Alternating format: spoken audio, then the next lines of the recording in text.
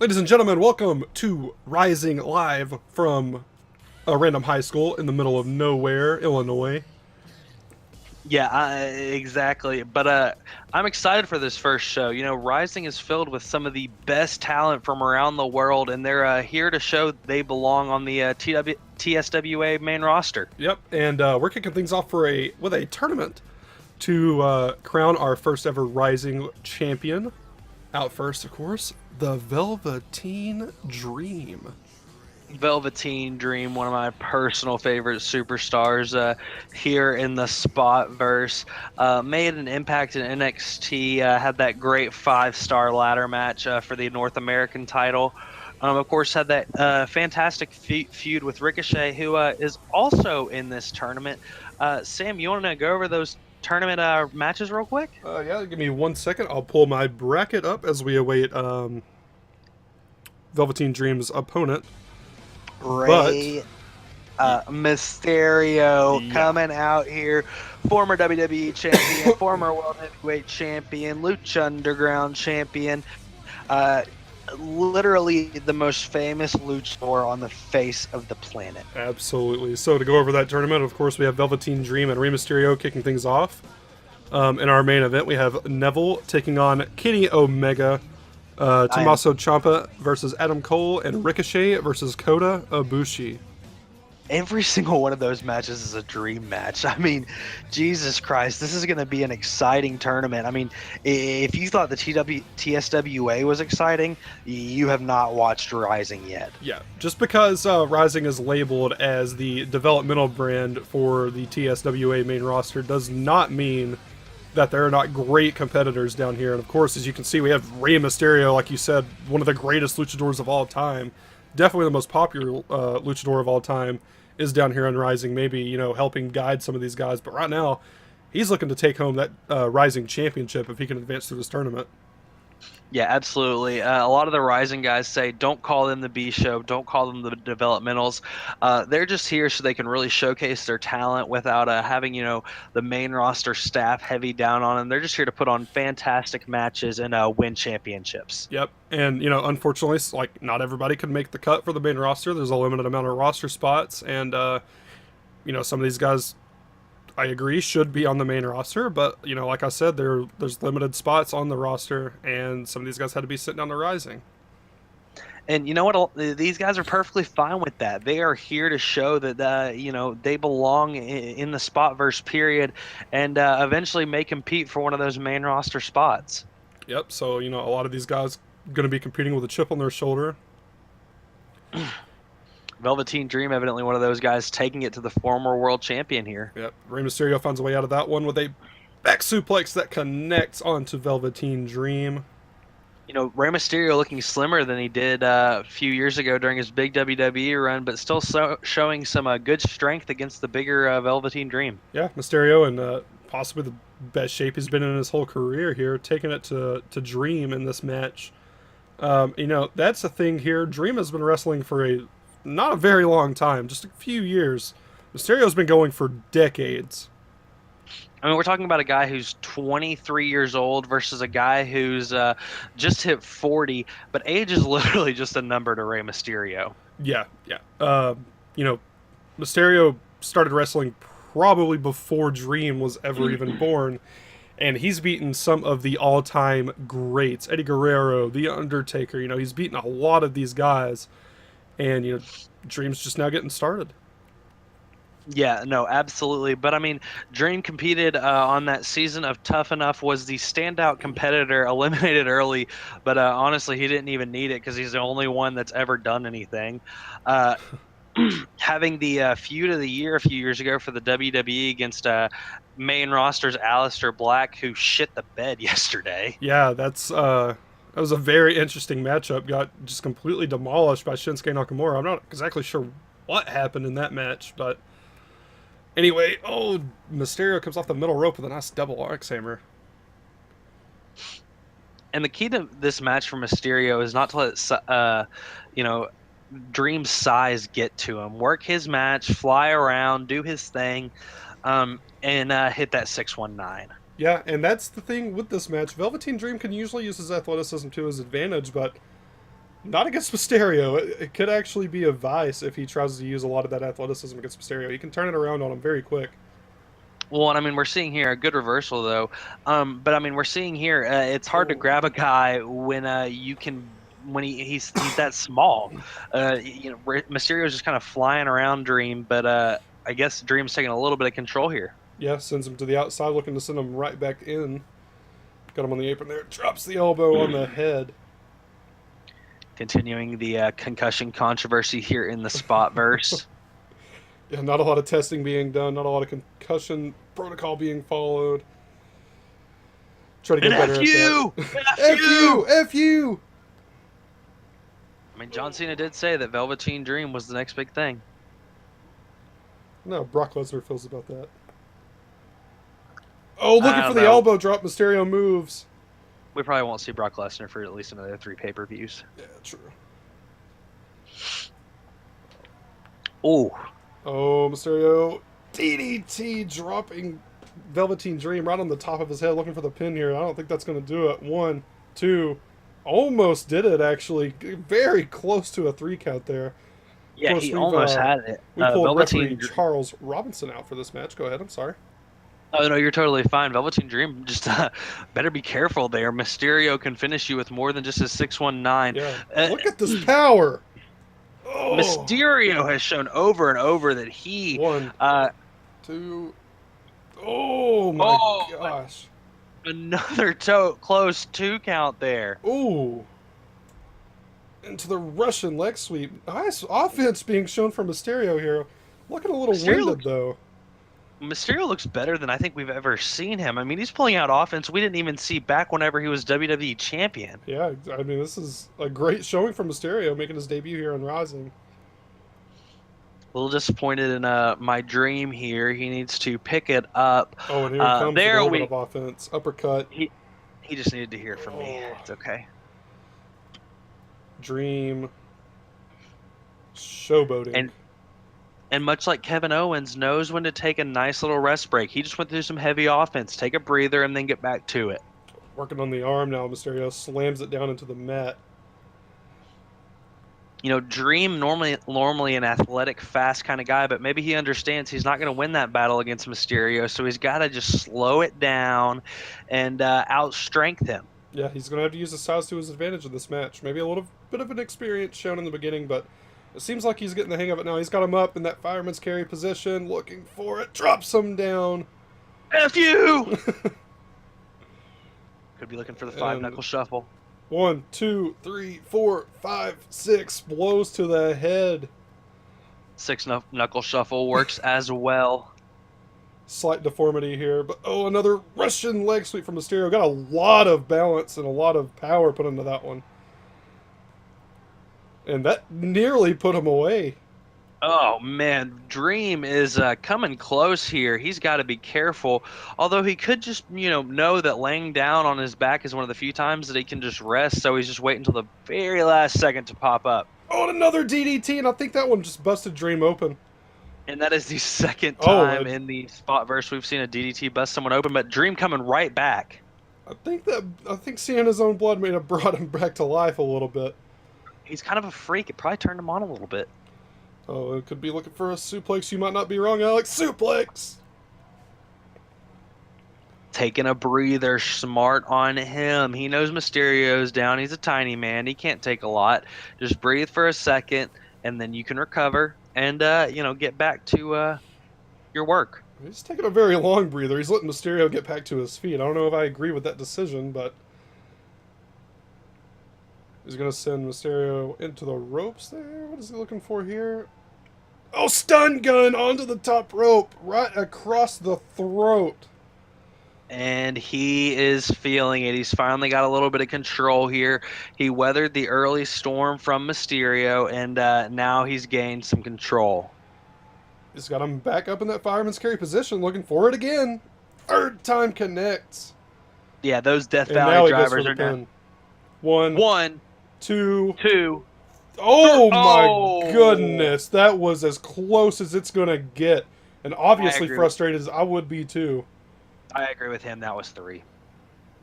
That was Poor refereeing on Charles Robinson's part. Oh, drops him down with another modified DDT for Mysterio. Could be looking for the 619. Calling Dream to his feet. No, no, no. Dream gets out of it.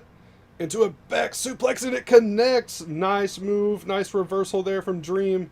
Pulling Mysterio back up to his feet. Looking to possibly put this one away. To a neck breaker. Drops him down. Beautiful twisting neck breaker there. Oh, and he's going up top. Could be looking for that elbow drop. The most beautiful elbow drop in the game today. Let's see if he can hit it here. Oh, you don't want to take too much time. Oh, it connects anyway. Beautiful elbow drop, and he's going for the pin now. One, two, three, and that does it. Velveteen Dream has advanced to the next round of this tournament for the Rising World Championship. My Velveteen Dream just got the biggest upset of his career against the former world champion, and he is heading for that Rising World title match. Oh, and look at this. Great show of respect from Dream. Understands how big of a victory that was for him, and Mysterio also being humble, possibly passing the torch off to the younger Dream. Great match from both of those men there, though. Excited to see what both of them do here in Rising. Yep, absolutely. So with that, Velveteen Dream will take on the winner of Tommaso Ciampa and Adam Cole in a matchup that will be taking place next week. And we'll take it to our second of third matches here tonight. A little bit of an exhibition between a couple guys who might not be too happy with their position here in the company. I can't blame him in all honesty. Well, let's jump right into that. All right, it's time to showcase some of our other wrestlers here on the Rising brand that are not a part of that tournament, and I think these guys might be a little upset they're not a part of that tournament, especially Baron Corbin.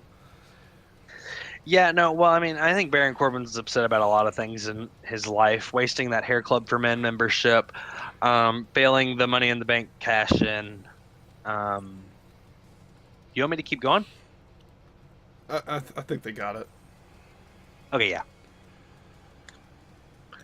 Yeah, Corbin's trying to build a little bit of momentum. He's had not the greatest run so far in his career. He's a former United States champion, as you said, former Mr. Money in the Bank.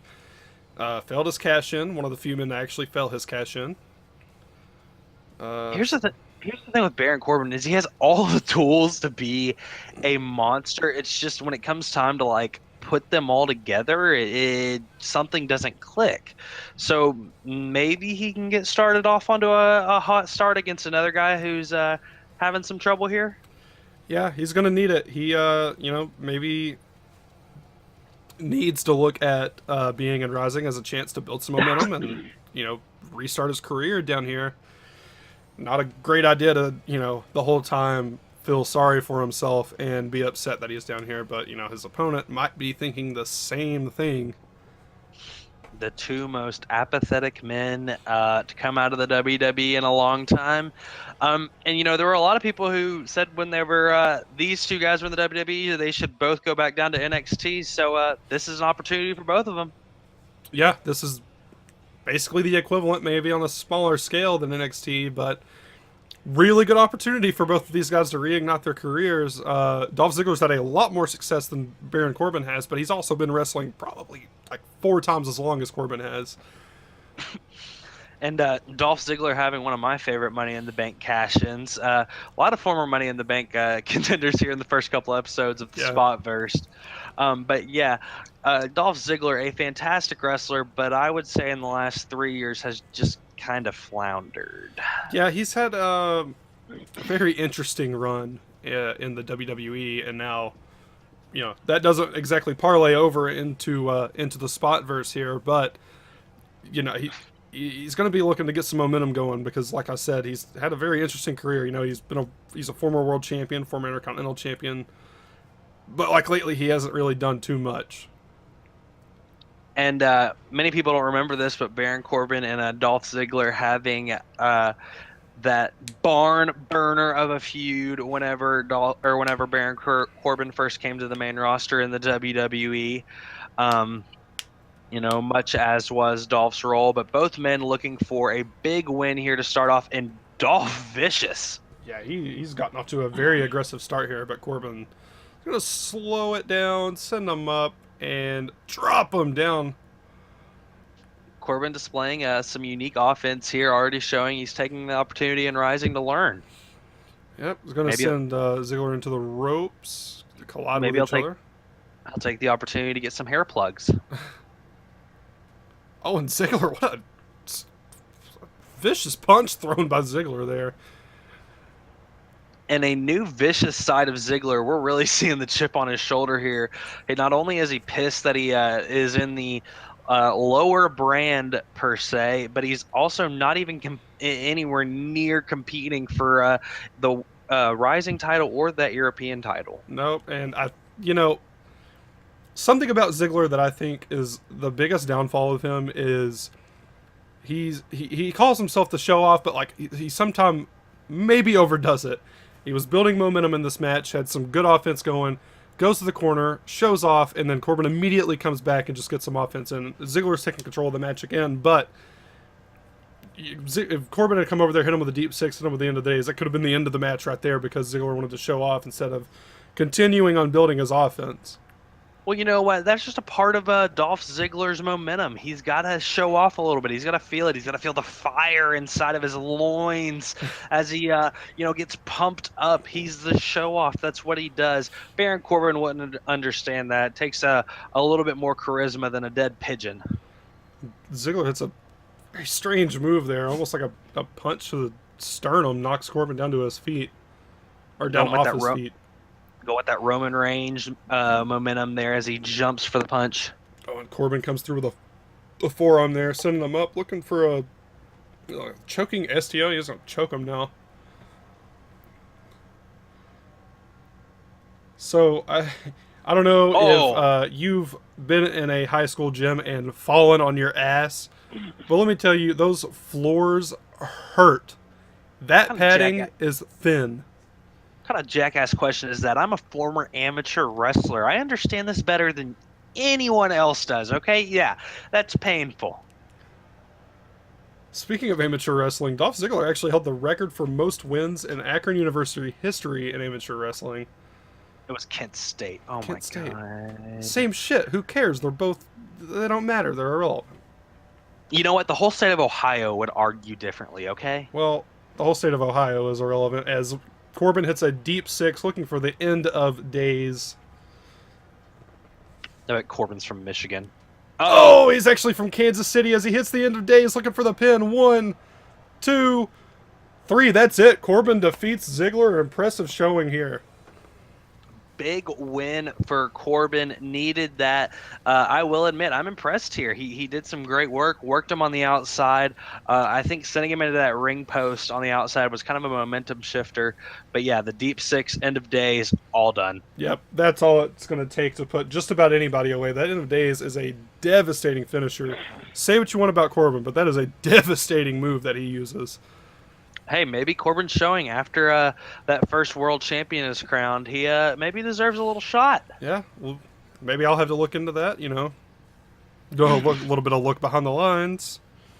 We might have to talk about a possible championship opportunity for Corbin. Absolutely, but hey, good job for good job on him, and excited for our main event though. Yep, Kenny Omega versus Neville. The next match in our tournament to crown our rising champion.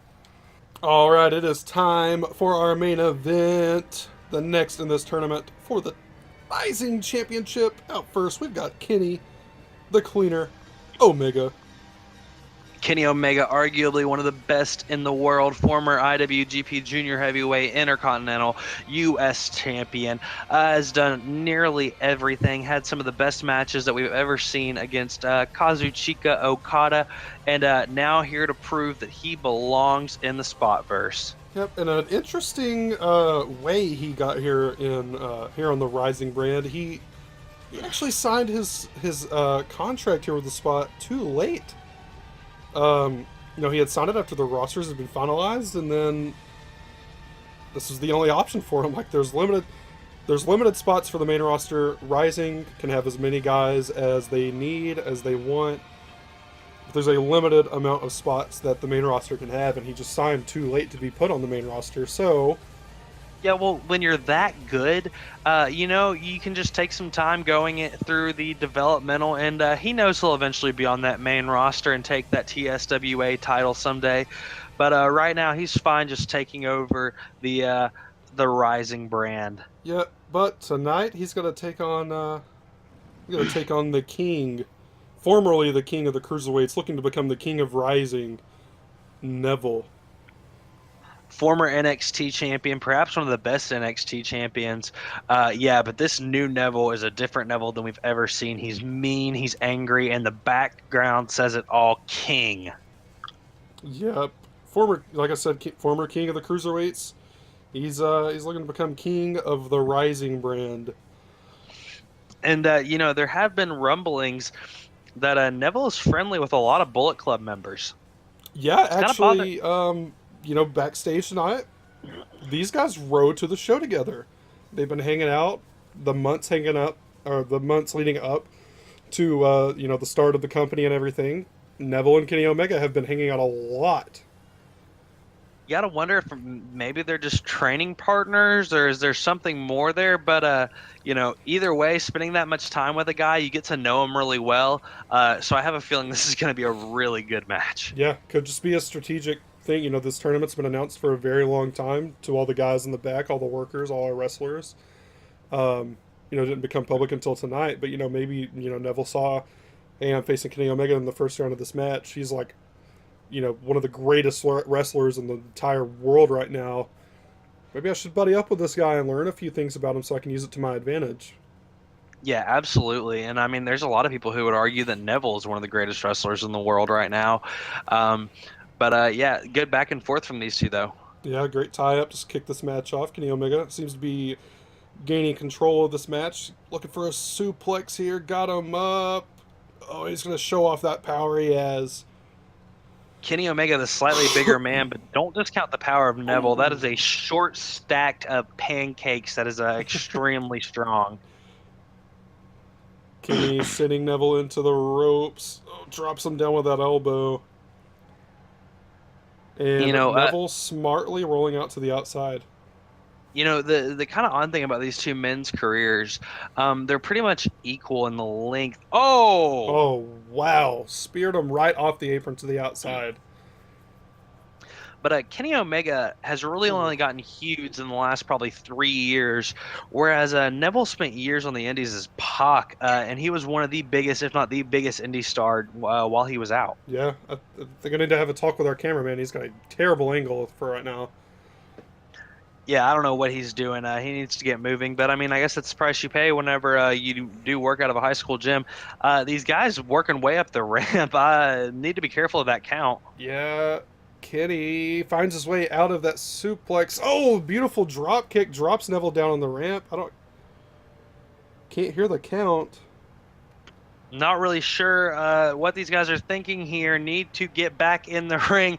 Count out, double count out does nothing for either of them. And Kenny may be looking for a count out victory. And that's it. Oh! Kenny wins via count out. Not how I expected this match to go. A lot of people are not going to be happy with that finish. I'm not myself. But you know what? That's why Kenny Omega wanted to train with Neville. He knew, it's going to be hard to pin him in the ring. But if he can outpower him, get him to the outside, he's going to win. Yeah, so disappointing finish to the match, but Kenny Omega advances to the next round to face the winner of... let me take a look at the bracket once again. Sorry, I've lost track. You say disappointing, I say smart. Next week... Ricochet and Kota Ibushi will face off, and Kenny Omega will face the winner of Ricochet and Kota Ibushi.